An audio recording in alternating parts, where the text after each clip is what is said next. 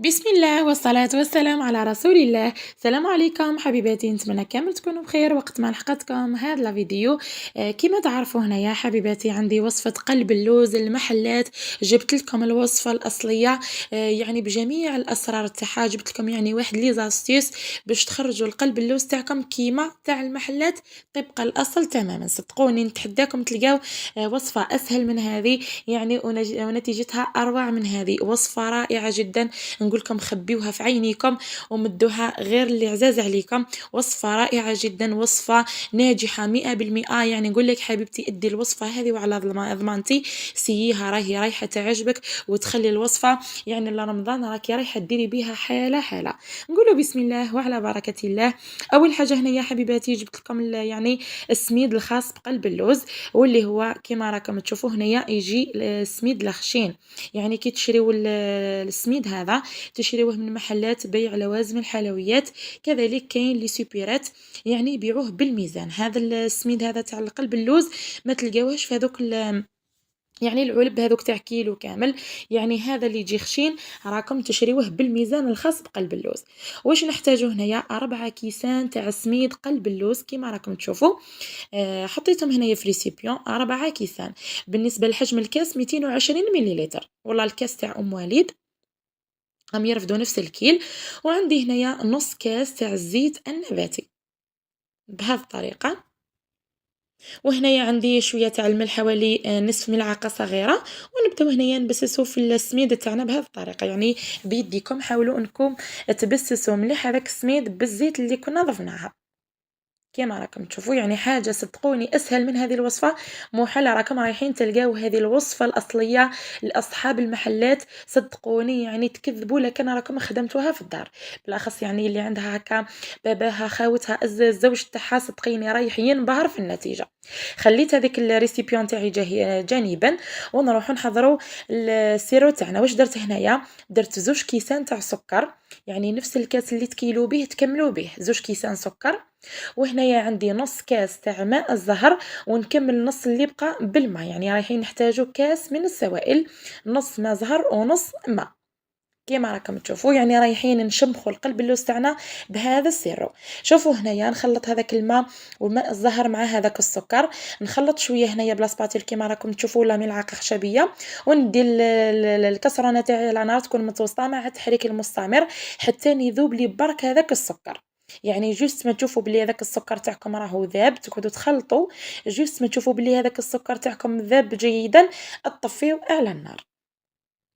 هاي لكم هنا راه النار متوسطه. نقعد نخلط حتى يذوب لي تمام هذاك السكر ونكمل معاكم. شوفوا هنايا بعد ما ذاب لي هذاك السكر نخلط جيدا ونخلي السيرو تاعنا هذا جانبا حتى يبرد. يعني تخليوه حتى يبرد، يعني تقدروا تلوحوا صباعكم فيه لداخل، ما يبقاش يعني سخون، حوالي دافي فقط. هاوليكم هنايا بعد ما خليته برد يعني تنحت له كامل هذيك الحراره. جبت هنايا ريسيبيون تاعي ونصب كامل هذاك السيرو على هذاك السميد اللي كنا بسسناه بالزيت. هنايا بالملعقه الخشبيه ولا لاسباتيل حاولوا انكم تخلطوا شويه. من بعد ندخلوا يدينا احسن يعني باش تتلمسوا الحبيبات تاع السميد انه كانت بهذاك السيرو. يعني كما راكم تشوفوا هنايا الطريقه هذه تاع السيرو رايحه تغنيكم انكم تخليو يعني القلب اللوز تاعكم يعني يتشمخ ولا تبيتوه ليله كامله هو مشمخ في هذاك يعني هذاك السكر. نقول لكم هذا الطريقه راكم رايحين مباشره تخدموا بها. يعني جست ما يبرد هذاك السيرو مباشرة تخدموا به. هنايا بعد ما خلطت جيدا هذاك السيرو في السميده تاعنا خلطته هنايا مليح. نغطي الريسيبيون تاعي بابي فيلم ونخليه مدة ساعة فقط. يعني ساعة في هذا الأثناء نكمل نحضر السيرو تاعي. هنايا في مرميطة تكون ثقيلة، ماذا بكم حاجة تكون ثقيلة. ضفت هنايا 2 كيسان تاع سكر بهذه الطريقة. نديهم على نار تكون متوسطة مع التحريك المستمر بملعقة خشبية حتى نتحصلوا على كراميل بهذه الطريقة. يعني راكم تشوفوا في الوصفة هذه صدقوني سيوها وعلى ضمانتي يجيكم ولا أروع. شوفوا لي هنايا بعد ما هذاك السكر كامل ذاب تحصلنا على كراميل. حرزوا عليها يعني ما تخليوهاش حتى تتحرق، النار تكون قليلة. نضيفوا هنايا 4 كيسان تاع الماء، يعني 2 سكر 2 كيسان تاع سكر مع 4 كيسان تاع الماء. هنايا جوست ما تلوحوا هذاك الماء كيما راكم تشوفوا رايح يتكتل لكم هذاك السكر. خليوه يعني جوست ما يغلي لكم السيرو تاعكم رايح يذوب تماما. مباشره بعد ما الخليط هذا ولا السيرو هذا يرفد الغليه، احسبوا له 10 دقائق وتطفيوا عليه وتخليوه يبرد جانبا. كيما راكم تشوفوا يعني ما ننساوش هنايا غالياتي نضيفوا 2 ولا شريحتين من الليمون. خليت هذاك السيرو تاعي يعني حتى يوجد، قلت لكم 10 دقائق مور الغليان، 10 دقائق نطفي عليه. رجعت هنايا للسميد تاعي اللي كنا درنا له يعني بسسناه، من بعد درنا له هذاك السيرو شمخناه به. هنايا حبيباتي نجيب البلاطو تاعي، هاوليكم هنايا هذا البلاطو 28 على 30. هذا البلاطو هذا جاي متوسط. نفرغ هذاك الخليط تاع قلب اللوز بهذه الطريقه.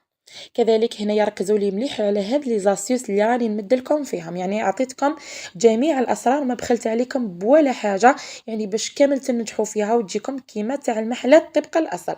شوفوا هنا كيفاش راني فيها يعني بالاصابع فقط، ما تضغطوش عليها وكانكم يعني يعني تقرصوا في الكسره، لا لا، يعني كيما كنتوا تشوفوا مشيتها غير بالاصابع فقط. هنايا كان طاب لي السيرو تاعي، نحيت له هذوك الشريحتين تاع الليمون. شوفوا هنايا هذا لاستيوس، يعني هذا لاستيوس يديروها اصحاب المحلات، يجيبوا لاكوبات يغمسوها في هذاك السيرو ويبداو يملسوا في القلب اللوز تاعهم بهذه الطريقه. يعني ما تلوحوش كامل يديكم كما قلت لكم، يعني تفرزعوها فقط يعني بالاصابع وبلا سباتيل، تغطسوها في هذاك السيرو وتدهنوا مليح، يعني تملسوا، يعني تملس ما يكونش ما تضغطوش بزاف للاسفل، يعني تملسوا الفوق فقط حتى تتحصلوا على هذا يعني الوجه تاعها يعني اللي يكون املس كما راكم تشوفوا. هنايا هاد لاستيوس يعني تاع نغطسوا هذيك لاسباتيل في السيرو، تخلي لكم يعني القلب اللوز تاعكم تدي لكم واحد اللون ولا اروع. وهنايا بلا كوبات كما راكم تشوفوا طراسيت الحبات تاعي كيما راكم تشوفوا، نطراسي فقط ماشي نقسم الحبه، فقط نطراسي. درت لهم هنايا حبات تاع اللوز، بالنسبه للحبات تاع اللوز رنختهم يعني في شويه تاع الماء باش ما يتحرقوليش في الفرن. بالنسبه لحبيباتي للطياب تاع قلب اللوز ركزوا لي مليح كذلك لهذا النقطه. بالنسبه للفرن كان مشعل مسبقا على درجه حراره بزاف عاليه. من بعد كي دخلت القلب اللوز تاعي رديت درجه الحراره تكون متوسطه، يعني غير من تحت فقط، وخليتها طيب حتى تشوفوا الاطراف تاعها يعني بداو يحمروا. شوفوا هنايا يعني الحموريه بدات تقيس لي حتى من الفوق، يعني حتى الوجه تاعها بدا شويه يحمر، لانه درنا له هذيك لاستيس تاع لاكوبات اللي نغطسوها في السيرو. من بعد خرجتها، درت لها شويه تاع لا مارغرين، دهنتها من الوجه تاعها بلا مارغرين ودخلتها الطيب من الفوق، يعني هبطتها كامل للتحت وطيبتها من الفوق. وهنايا بعد ما خرجتها وهي سخونه، جبت لها داك السيرو هو بارد. السيرو هذا ديروا له النصف تاعو فقط كما كنتوا تشوفوا. كي نبدا نشرب فيها نبداو من الجوانب، يعني ان تشربوها من الجوانب الساع، من بعد ديروا في الوسط، لانه لو كان تبداو مباشره في الوسط راح تتشقق معاكم ولا تتنفخ. يعني راني عطيت لكم كل الاسرار، نبداو من الجوانب ونروحوا للوسط. شربتها المره الاولى خليتها واحد الساعه ساعه ونص، وكملت زدت شربتها بالسيرو اللي بقى لي يعني للمره الثانيه. تبيتوها حبيباتي ليله كامله. هاي لكم هنايا بعد ما يعني كنت خدمتها في الليل وبيتها ليله كامله. وهنايا يعني حتى الغدوه من ذاك نجي نقسمها معكم، صدقوني تتحصلوا على اروع قلب اللوز كيما تاع المحلات تماما. نقول لكم سيوها وعلى ضمانتي، بالاخص اللي مالفين يجربوا وصفاتي راهم يعني باذن الله رايحين يسيوها ويرجعوا لي برايهم في التعليقات. نقسم هنايا معكم القلب اللوز تاعي بهذه الطريقه، تحطوها في الاكواب هذو الورقيه.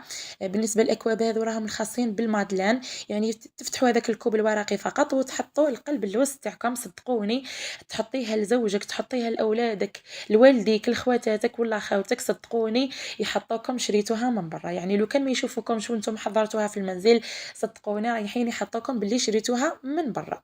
حبيباتي القلب اللوز تاعي في الشكل تاعها النهائي، تقدموها يعني في السهرة تاعكم الرمضانية مع كاساتي، واش نقول لكم يعني تجيكم يعني واحد الحطة، واش نقول لكم، بنة ما شاء الله مع لاتاي.